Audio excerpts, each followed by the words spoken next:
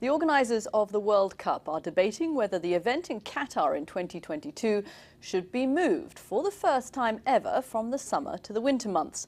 On French radio today, a member of football's governing body FIFA said the tournament will not start in June simply because it's too hot in Qatar at that time of year. But FIFA quickly played down the comments, saying no decision would be made until after this year's World Cup in Brazil. Well, for more, I'm joined now in New York by Grant Wahl of Sports Illustrated. Grant, thanks very much for joining me. I mean, how realistic is it even to contemplate having the World Cup in Qatar in June or July?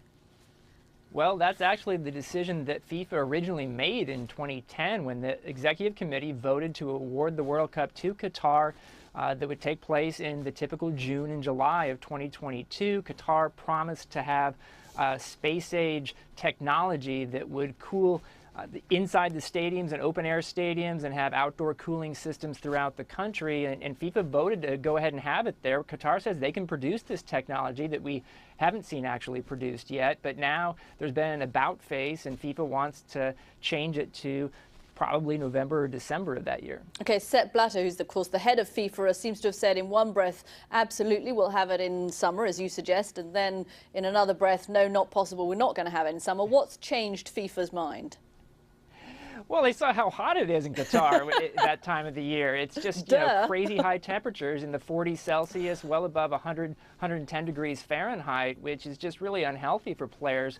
And so, right now FIFA is maybe looking back and wondering what kind of a crazy decision they've made. A lot of the guys on the executive committee who voted to put the World Cup in Qatar are no longer on the executive committee. Many have been pushed out for corruption in the last couple of years. So this seems like potentially a sensible way to deal with the weather, though there are plenty of other concerns with Qatar, like the human rights situation with migrant workers there that have been dying quite a bit in the heat.